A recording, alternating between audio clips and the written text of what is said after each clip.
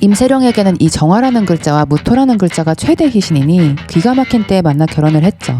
결혼하기 최고의 시기였고 좋은 결혼이 됩니다. 여러분 감기 안 걸리셨나요? 코로나 걸린 것 같아가지고 기침이 계속 나오고 있는데 한번 참고 녹음을 해보겠습니다. 삼성 이건희 회장이 사주를 무척 신뢰했던 것은 잘 알려진 사실이기 때문에 이재용과 임세령의 궁합을 보고 결혼을 시켰을 텐데 왜 이들은 이혼할 수밖에 없었던 걸까에 대해서 너무 일찍 결혼한 것이 문제였을 거라고 말씀드렸었어요. 운명에서 시기가 가지는 중요성은 너무나도 중요한 부분인데요. 영상을 다 보고 나면 지금 무엇을 생각하더라도 운명과 시기에 관한 기대 이상의 것을 얻어가실 수 있으실 겁니다. 시기라는 것은 크게 세 가지로 나눌 수 있는데요. 첫 번째가 생물학적인 시기, 두 번째로 사주 운로적인 시기, 세 번째로 영적인 시기가 있습니다. 오늘 다룰 시기는 이 영적인 시기 중에서 한 차원에 관한 얘기입니다. 제가 이 부분을 대본을 다 써놓고서 대폭 수정에 들어간 이유가 이 댓글 때문이었습니다. 사주는 운명의 일부고 운명은 형이상학적인 것이고 자연히 영적인 깨달음이 동반될 수밖에 없습니다. 그래서 상담을 드릴 때도 개운법이라는 거를 제시해 드릴 수가 있는 거고요. 다만 이 댓글을 읽고 보니까 나는 사주 이론을 알고 싶은 거지 영적인 얘기는 듣고 싶지 않아 라고 생각하는 분들도 있을 수 있겠다는 생각이 들었어요. 그래서 영적인 차원의 얘기를 대폭 드러냈는데요.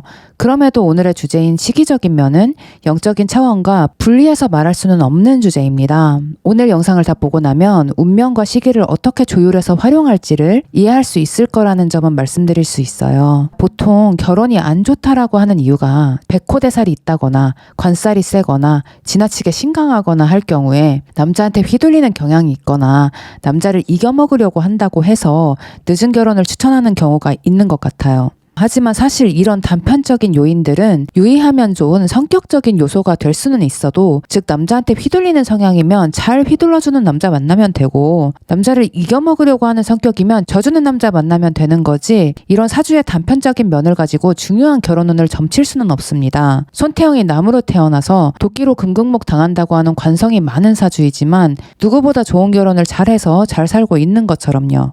제대로 결혼운을 봤을 때 낮게 잡아서 90% 정도는 결혼 혹은 배우자 혹은 자식 관련해서 문제 하나쯤 없는 사람이 없습니다. 10명 중에 9명은 결혼 생활에 있어서 어떤 문제가 발생하게 되는 것이죠. 이 문제가 좀 심각할 때 결혼을 늦게 하라고 하는데 첫 번째로 늦다라는 기준이 뭐냐고 하면 보통은 40을 전후한 때부터입니다. 왜 그런지가 중요한데요. 사람은 보통 나이 40이 되기 전에는 인생을 내 의지대로 사는 것이 아니라 카르마대로 살아가기 때문입니다. 잠시 근본으로 들어가 보면 우주를 포함한 세상 만물은 오행의 에너지로 이루어져 있고 각 개인이 어떤 오행으로 이루어져 있는지는 태어나서 첫 숨을 들이켰을 때의 에너지인데 이것을 8개의 문자로 표현하고자 한 것이 사주팔자예요. 이 개인이 갖고 있는 에너지가 대운, 세운, 월운, 일진 등 바깥 세상에 흐르는 그때그때의 에너지와 맞물려서 어떤 화학작용을 내느냐를 보는 것이 운인 것이고요. 이 화학작용으로 인해서 발생한 에너지가 너무 뜨겁고 폭발적이면 사고수로 나타날 수 있고 에너지가 지나치게 차갑고 축축하면 우울증으로 발현될 수 있는 것입니다. 그리고 40대까지는 마치 외모에 집착하는 것처럼 무의식 중에 이 외부의 에너지에 습관적으로 의탁해서 살아가게 됩니다. 이것이 카르마인데 카르마라는 것은 단순히 말해서 내 몸에 새겨진 습관을 의미하는 것입니다. 여러분이 여기까지 들으면서 지금 어떤 생각을 하실 거잖아요. 아니면 멍을 때리고 있을 수도 있고요. 여러분들은 그 생각이나 습관이 본인 고유의 것이라고 생각하지만 사실 여러분 조상 중에 똑같은 생각과 습관을 갖고 있던 사람이 있어요. 조상의 외모를 물려받은 것처럼 여러분은 조상 중 누군가의 생각과 습관을 물려받았습니다. 그래서 카르마는 몸의 습관이라고 하는 겁니다. DNA라고도 볼 수 있습니다. 이 습관을 일찍이 끊어내고자 하는 사람들이 수행자들, 우리나라에서는 대부분 스님이 되죠.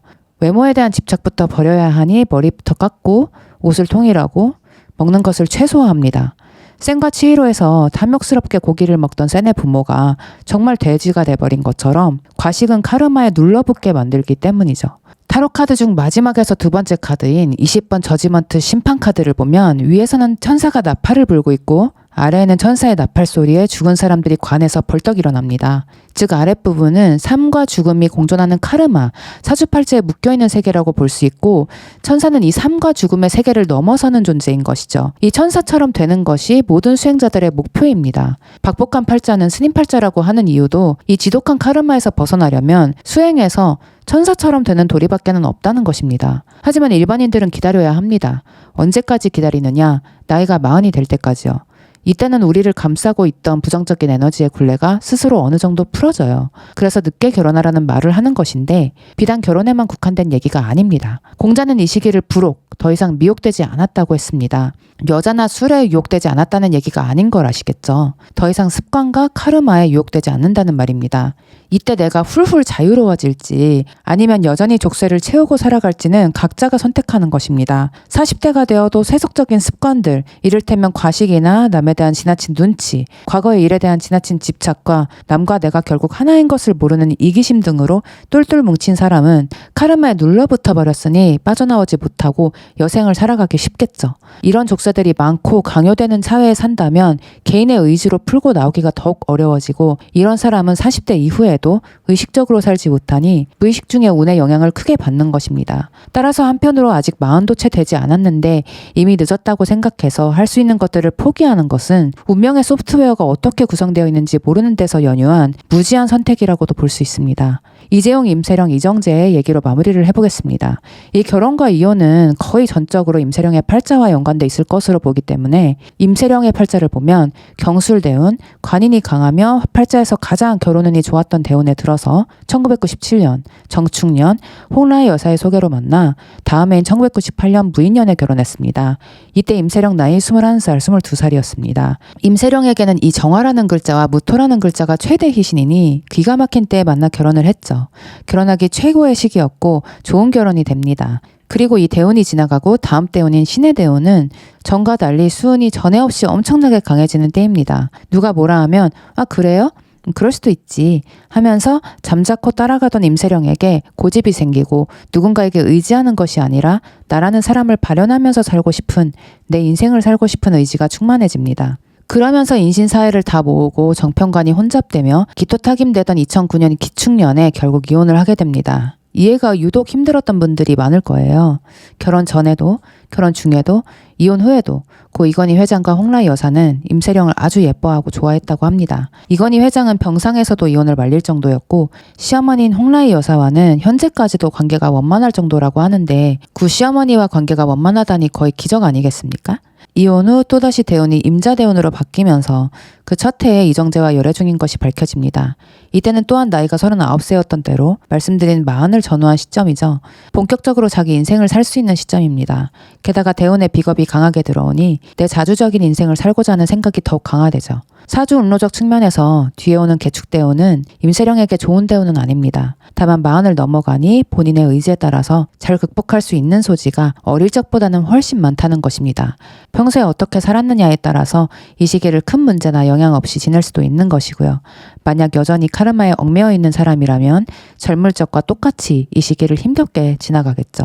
즉 결혼의 시기를 선택할 때는 사주와 운로도 봐야 하고 또 결혼운에 문제가 있을 때는 나이가 들고 결혼을 하는 것도 하나의 방법이지만 앞서 말씀드렸던 내용도 참작하면서 생물학적인 나이 같은 현실적인 시기도 두루 함께 고려를 해야 하는 것입니다. 단 임세령 같은 경우는 특이성이 있는데 일단은 중요한 태어난 시간을 제외하고 보더라도 3주만으로 격이 선사주고 가질 건 다 가지고 있기 때문에 어떤 운이 와도 그에 맞게 살면 되는 것일 뿐이라는 점입니다.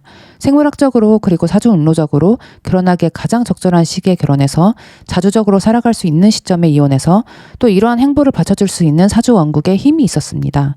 따라서 개개인의 사주에 맞게 운로와 시기를 활용하는 것이 무엇보다 중요합니다. 오늘은 결혼의 시기가 중요한 이유에 대한 이야기를 하면서 좀 더 큰 관점에서의 팔자에서 시기가 가지는 의미가 무엇인지에 대해서 알아봤습니다. 이 영상에 나올 수 있었던 건 댓글로 주신 질문 덕분이었습니다. 감사합니다. 많은 댓글 부탁드리겠습니다. 그리고 또 제 일간 궁금해 하시는 분들이 있으시더라고요. 일간 좀 볼 줄 아는 눈치 좋으신 분들, 여러분들이 생각하는 그 일간이 맞습니다. 새해 복 많이 받으시고요. 사랑합니다.